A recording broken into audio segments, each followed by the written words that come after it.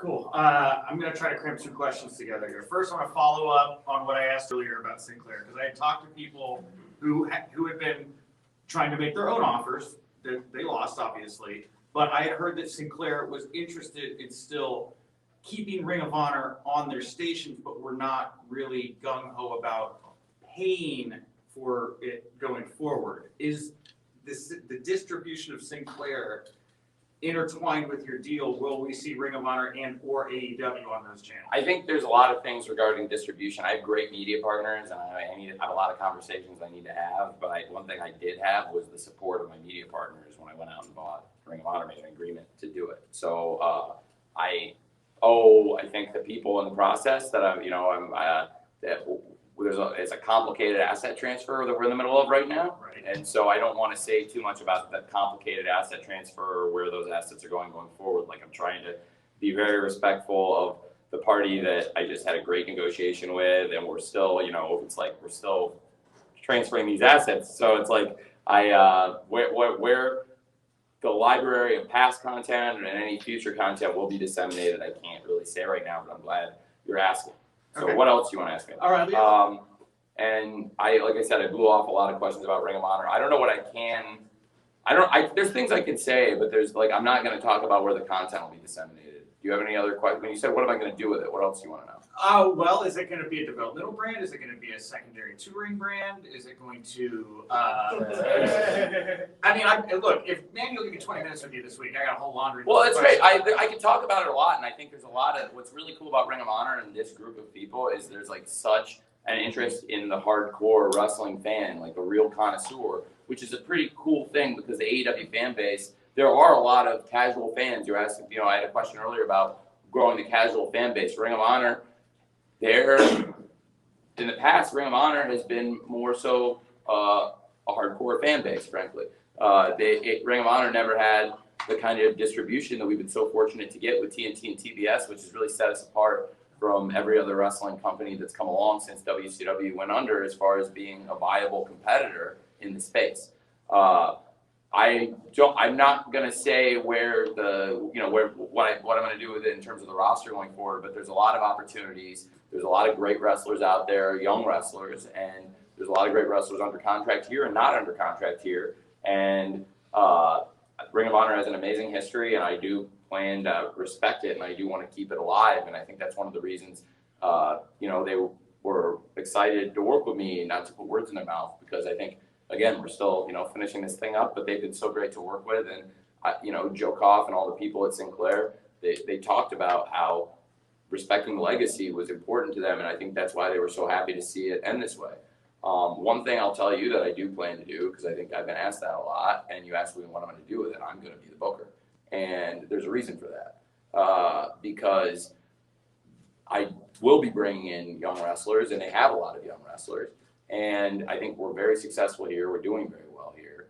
And I plan to continue doing very well with it and bringing in wrestlers that could work in Ring of Honor or AEW potentially. And I think you've seen that for continuity's sake, like when you bring people in other wrestling companies that have had, say, multiple promotions under one corporate structure, one person, I don't think it's conducive to have people coming into an environment, say somebody were to come here and from there, and the whole thing that's been going on with them, I might not be behind it.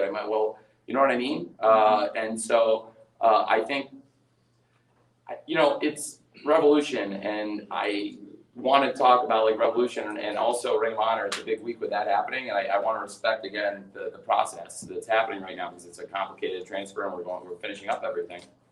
But again, that's, to be honest, that's one of the reasons that I think. Okay, I'm holding. So. I know you want to. Okay, here's what I want to say. Here's what I want to say. It's a room full of wrestling fans, right? Yeah. What NXT do you guys think is better, the original or 2.0? Original, obviously. Okay. Now, which one do you think is more conducive with Vince McMahon's vision of pro wrestling? The second one. Okay. Yeah. Now, for better or for worse, if they're not going to change what they're doing with the main stuff, isn't that maybe there was a reason that it's maybe a more efficient process to do that? Because at least then you're calling up people you know what they're doing, and like it's not like you're calling up people you don't believe in to do nothing. So like, does that make sense? Yeah, so Okay, so then you guys answered my question. That was pretty cool. I didn't think unanimous feedback. So then in the comments, please let the record state that everyone in the room answered the question. I didn't say anything. So Tony, we have a last question with Denise. okay, I mean, if there's anybody, did anybody fly or come here? Denise, I'm going to do yours, and if anybody else, I will do another one if I miss anyone. Thanks, Denise. Okay, so yeah, Denise Salcedo, Instinct Culture. So I want to ask you in regards to Ring of Honor. I know you just mentioned that you're going to be booking this, but I know you already have a very busy schedule. So my question is, are you going to be bringing in anybody else to kind of help carry, some of those responsibilities? Well, we have a lot of great people here in AEW, and I work with a lot of great people. So there's a lot of great minds. We continue to tonight. Obviously, you saw Lord Regal's here. Ace Steele has been working in AEW. He's been really helping out and has been a great coach. And like I mentioned, Sanjay Dutt has come in recently.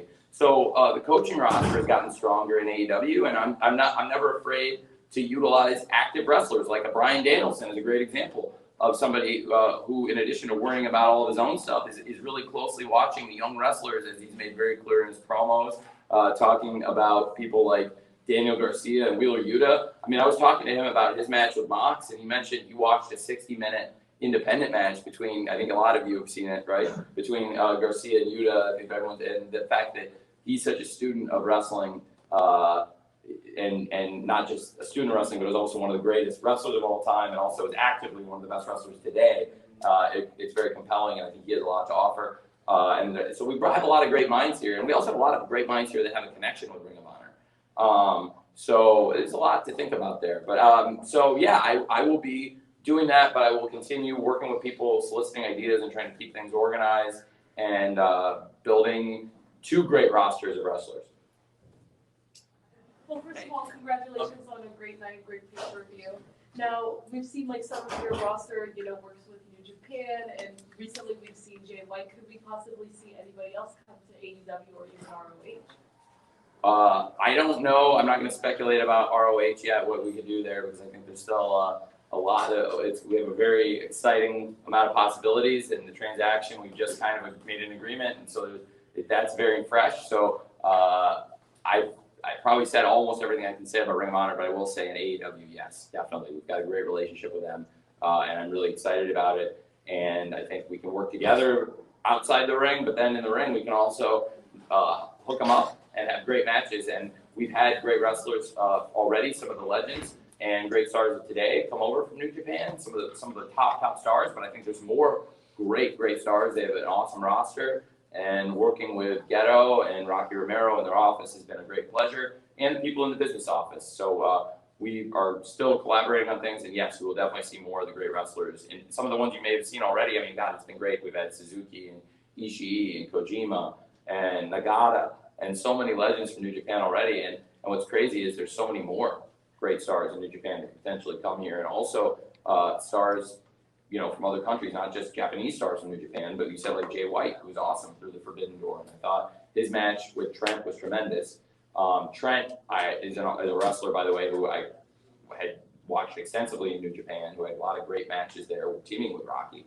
And he's somebody I always want to, I get behind him. Whenever he's able to wrestle, I get behind Trent. I really do. I think you can see that. And he got hurt again in the Battle Royal, and not terribly bad, but it's like, I really love him and want to get him going. And so hopefully he'll be going again soon. It's not a bad injury. It's nothing bad. It was actually, if you watch it back, it was on the elimination. Yeah, we have a great thing going with New Japan, I think. And what's crazy is all the great matches that are still potentially to come. So yes, we will definitely do more with AEW and New Japan.